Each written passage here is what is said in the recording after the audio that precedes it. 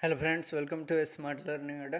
आज के क्लास में हम लोग बात करेंगे कुछ इम्पोर्टेंट क्वेश्चन के बारे में जो सबसे ज़रूरी होगा क्लास ट्वेल्थ वालों के लिए, और उसके बाद ज़रूरी होगा जितने भी अदर कॉम्पिटिटिव एग्ज़ाम के लिए जितने भी बच्चे तैयारी कर रहे हैं उन सभी के लिए बहुत ही खास होने वाला है ये वीडियो। सबसे पहले हम जानेंगे कि ये जो टर्नर सिंड्रोम है ये है क्या, टर्नर सिंड्रोम क्या है और टर्नर सिंड्रोम क्यों होता है। साथ में ये भी जानेंगे कि टर्नर सिंड्रोम लड़कियों में ही क्यों होता है, और फिर जानेंगे इसको विस्तार से कि कैसे हम पता कर सकते हैं, कैसे जान सकते हैं कि किसको ये बीमारी है या नहीं है। और ये क्लास ट्वेल्थ के लिए काफ़ी इंपॉर्टेंट होने वाला है, तो आप लोग पूरा वीडियो देखिएगा ताकि कहानी आप लोगों को एक एक पॉइंट बहुत आराम से समझ में आए। और आशा करते हैं कि आप लोगों को वीडियो पसंद आएगा। चलिए चालू करते हैं आज की क्लास को और देखते हैं। तो सबसे पहले हम जानेंगे टर्नर सिंड्रोम के बारे में। तो एक क्वेश्चन पूछता है, सबसे पहले एक ऑब्जेक्टिव क्वेश्चन पूछेगा आप लोगों से, और ऑब्जेक्टिव क्वेश्चन होगा कि टर्नर सिंड्रोम में गुणसूत्रों की संख्या कितनी होती है। टर्नर सिंड्रोम जो होता है उसमें गुणसूत्रों की संख्या कितनी होती है। ऑप्शन देगा 45, 48, 46 और 47। तो टर्नर सिंड्रोम में जो होता है गुणसूत्रों की संख्या वो 45 हो जाता है। कितना हो जाता है? 45। अब वहीं पे डाउन सिंड्रोम होगा तो वहाँ पे 46, 47 हो जाता है। 46 + 1 47, और यहाँ पे होता है 46 - 1 45। 45 और 47 में फ़र्क समझना है आप लोगों को। ये नहीं कि 45 की जगह 46 कह दिए डाउन सिंड्रोम में और यहाँ पे 45 कह दिए। नहीं, 46 से एक घटाएंगे या 46 में एक प्लस करेंगे तो 46 + 1 होगा तो 47 हो जाएगा, जो डाउन सिंड्रोम होगा। और टर्नर सिंड्रोम का होता है 46 - 1 यानी 2n - 1, और वहाँ पे होता है 2n + 1। कुछ इस तरीके से चलता है। तो यहाँ पे हमारा अभी आंसर हो जाएगा 45। यहाँ पे ऑप्शन में ABCD में थोड़ा सा इशू हो गया है, कोई दिक्कत नहीं है, आशा करते हैं आप लोग समझ गए होंगे। अभी ये हम समझने वाले हैं कि टर्नर सिंड्रोम है क्या। टर्नर सिंड्रोम है क्या, इसको हम लोग बहुत अच्छे से जानेंगे। और यहाँ पे इमेज दिखाई दे रहा होगा, इसी दो इमेज को हम आगे एक्सप्लेन करने वाले हैं कि कैसे हम समझेंगे कि टर्नर सिंड्रोम में क्या क्या प्रॉब्लम होता है। और ये VVI होगा क्लास ट्वेल्थ वालों के लिए, जितने भी क्लास ट्वेल्थ के बच्चे एग्जाम देने जाने वाले हैं उनके बहुत काम आने वाला है ये क्वेश्चन। देखते हैं टर्नर सिंड्रोम क्या है। तो सबसे ज़रूरी वही चीज़ फिर से रिपीट किए हैं यहाँ पे कि टर्नर सिंड्रोम जो है, टर्नर सिंड्रोम के बारे में बात करें तो टर्नर सिंड्रोम जो है उसमें गुणसूत्रों की संख्या कितनी होती है। तो ये हो जाएगा हमारा 45।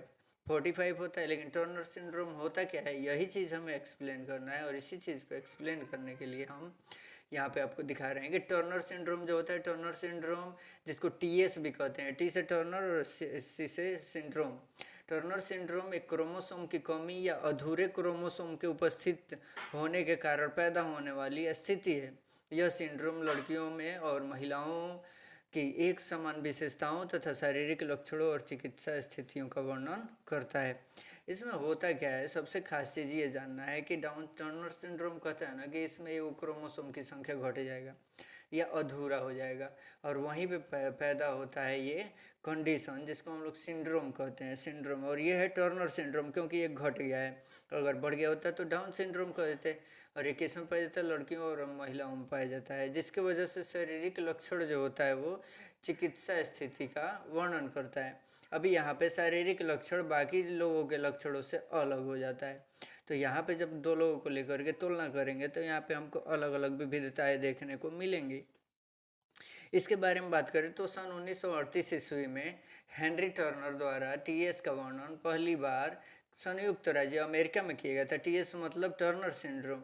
और ये याद रखना है कि वैज्ञानिक जो है उनका नाम है हेनरी टर्नर, इसीलिए इन्हीं के नाम पे रख दिया गया इसको, क्या, टर्नर सिंड्रोम।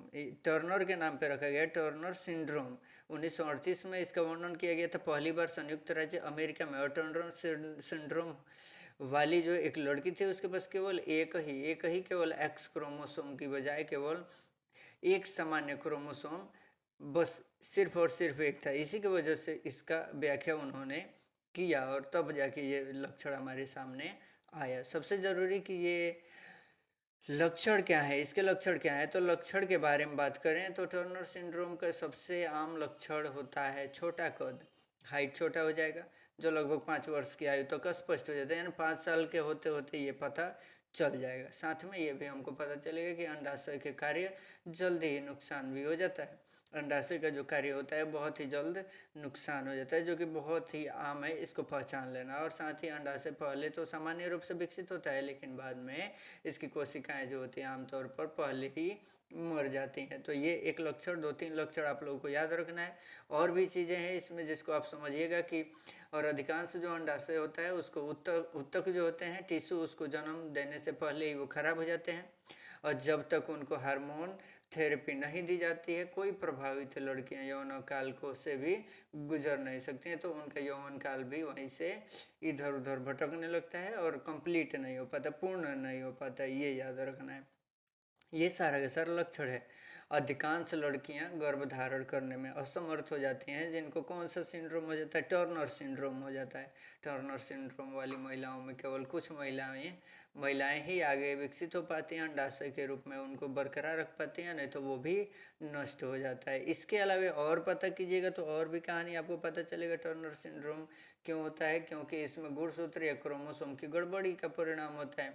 इसमें 23वां जोड़ा जो गुणसूत्र होता है उसी में विभाजित होने में कुछ गड़बड़ी हो जाता है, जिससे हम लोग क्या कहते हैं, 2 सेक्स क्रोमोसोम शामिल होते हैं।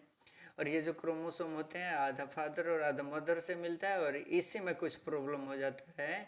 तो प्रॉब्लम के वजह से उसमें केवल एक गुणसूत्र जो होता है वो कम हो जाता है, केवल एक ही गुणसूत्र होता है। इसी के वजह से ऐसा देखने को मिलता है कि पूर्ण रूप से विकसित नहीं होगा टर्नर सिंड्रोम। इससे हम एक और चीज़ पता कर सकते हैं कि इसमें एक चीज़ याद रखना है कि इसमें पेरेंट्स का कोई दोष नहीं होता, माता पिता का इससे कोई लेना देना नहीं। वो केवल जो विभाजन होता है ना, सेल डिवीजन होता है, वहाँ पे इसमें इशू आता है, और कहीं पे इशू नहीं आता है। इसमें किसी का कोई हाथ नहीं होता है। केवल एक्स कोशिकाएं कई बार गड़बड़ी के वजह से वो एक ऐसा स्थिति उत्पन्न हो जाता है जहाँ पे इसका लक्षण दिखाई नहीं देता है, और इसी के वजह से ऐसा हमें देखने को मिलता है, और इसमें कोई बड़ा बात नहीं है। जब आप इमेज के थ्रू देखिएगा तो यहाँ पे दिखाई देगा कि ये लड़कियाँ पूर्ण रूप से विकसित नहीं हुई हैं, इनका शारीरिक विकास नहीं हुआ। यौवन काल में इनका शारीरिक विकास पूर्ण रूप से नहीं हुआ है। जो इनका ब्रेस्ट और जो बॉडी स्ट्रक्चर है वो पूर्ण रूप से विकसित नहीं है। यानी हमें देख करके समझ में आना चाहिए कि ये 5 ईयर से ज़्यादा बड़ी हैं और इनका शरीर पूर्ण रूप से विकसित नहीं, अर्थात इनको कौन सा सिंड्रोम है, टर्नर सिंड्रोम है। अर्थात शरीर तो बन गया, लेकिन इनके जो बॉडी स्ट्रक्चर है मेल और फीमेल को जो रिप्रेजेंट करता है वो अपूर्ण रह गया, आधा अधूरा रह गया, जिसके वजह से हम इनको कह दिए कि इनको कौन सा बीमारी है, टर्नर सिंड्रोम है। आशा करते हैं आप लोगों को वीडियो पसंद आया होगा। पसंद आया तो चैनल को सब्सक्राइब कीजिए, बेल आइकन प्रेस कीजिए, और वीडियो को शेयर करके बाकी लोगों को भी बताइए, ताकि इससे ज़्यादा से ज़्यादा उनको भी नॉलेज प्राप्त हो सके। हम मिलते हैं अगले वीडियो में, तब तक के लिए धन्यवाद। जय हिंद, जय भारत।